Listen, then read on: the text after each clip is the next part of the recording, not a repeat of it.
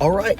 Hey, I'm glad you're with us today. On today's videos, we're looking at water heater videos because there's a seal in your water heater that if it fails, it's going to allow propane to go right into your RV. That's a life safety issue, and most RV owners know absolutely nothing about it.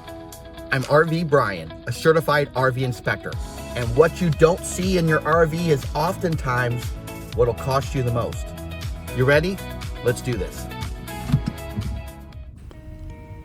All right, so this is a very nice Odyssey Integra, and look what we see right here. First off, no insect screen over the furnace, exhaust, or right here in the water heater. You need to have an insect screen. Sometimes they call them mud dauber screens. You need to have that or you're going to run into issues. So let's open this up and see what we're going to have in here. I suspect we might see at least a mud dauber nest. Let's look up. Bam, there it is. You see that right there in the back. So first off, we got mud daubers have been in here, so you got to be careful. They could still be in here. But as I'm looking around, I'm just looking to see if there's any other issues. There's a seal it's done real well out there with the propane. Looking there, and exhaust. Can you see anything in there? No, I'm looking way back there. I do not see any more mud dauber nests. Actually, everything that seals real good. The propane up. There is a little bit of corrosion on the temperature pressure valve. Can you see that little green up in there? Sorry, my camera's kind of a little bit. Anyway, I'm going to pick this out. Look, oh, it fell apart. So this mud dauber nest is empty. So the mud dauber came here. She put a little larva in here, and then covered it back up and took off, and those little things hatched. And man, but look at that. See, it leaves a mark there too. I want you to see that because sometimes we'll see the mark of where it used to be, but somebody broke them off. So, hey, listen, when you don't have an insect screen on these things, it's like you're telling these mud daubers, yes, we're open. You need to get an insect screen. Let's move on to another one. All right, here we go. Yet another without an insect screen. Got to have that, folks. Let's look inside and see. We already talked about the mud daubers. That's an issue. Let's see if we can find something different here. Up right away, I can see. Look at that green all over that temperature pressure valve. That is not good. That needs replaced.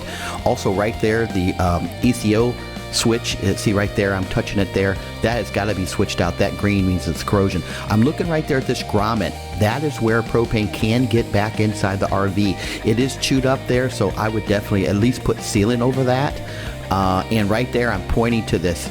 That you got to push to reset there. That's the reset button. The emergency cutoff and that. And oh, look how rusted that anode rod. The anode rod is a self-sacrificing rod.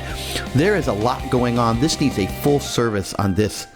Just a total full service. This is a nice vengeance. All right, let's go ahead and look at this. One's really old. It's over 20 years old. We'll just take a quick peek at it.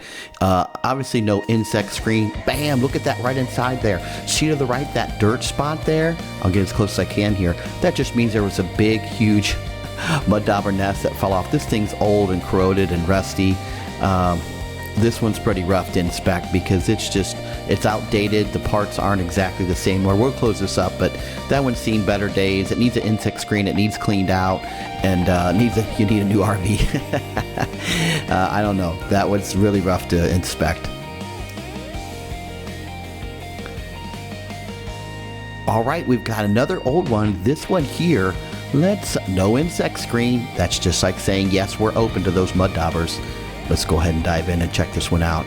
But so far, we've noticed a lot of mud daubers.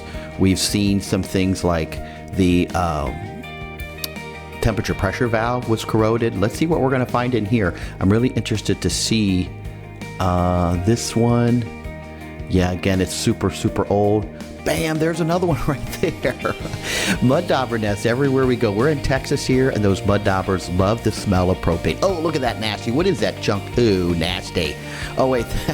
I think that was a mud dauber nest that fell down and corroded over time. Listen, here in Texas, you got to have your insect screens. Those mud daubers love it. All right, so this here is got an insect screen. Yay.